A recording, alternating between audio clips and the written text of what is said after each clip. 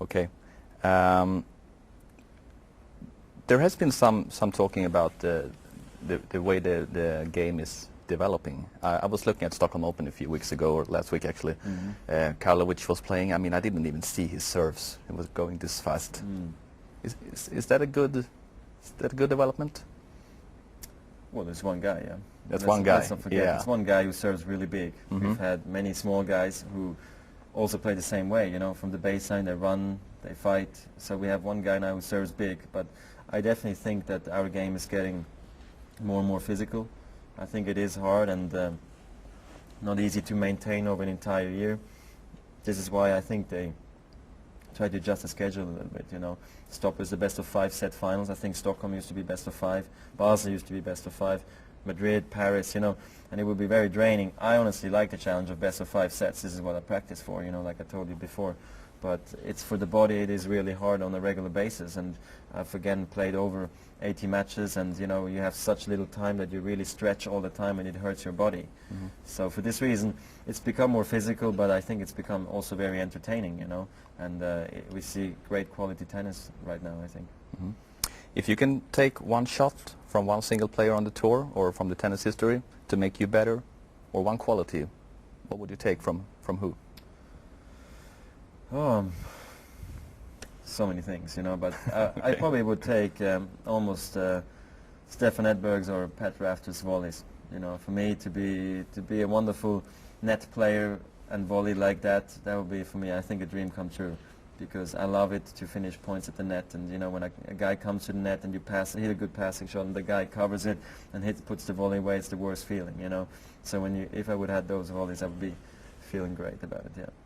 So is that the thing that you think you can develop more in your game right now?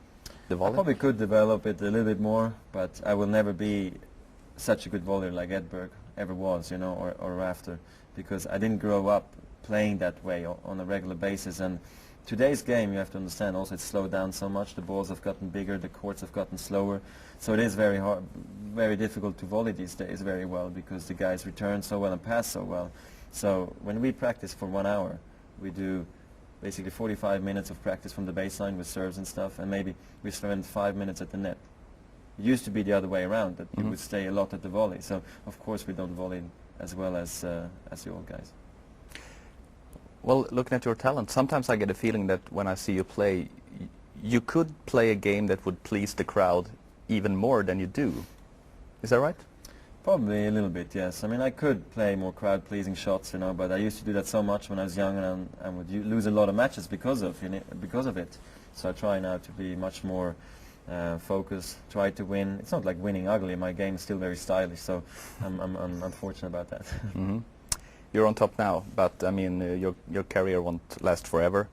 How do you look upon the end of your career? I know it's pretty far away, but do you want to end on top, or do you? I mean, some people just fades out.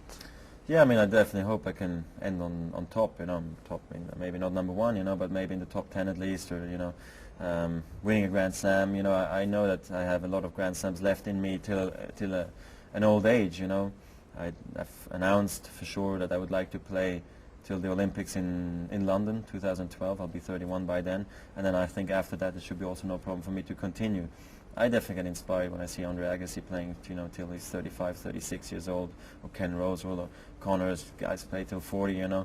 I know that my game's very, it's very smooth, so I think I should be able to hold up, but again, injury-wise, you never know what's going to happen, so I hope I almost have another 10 years in me, to be honest, you know.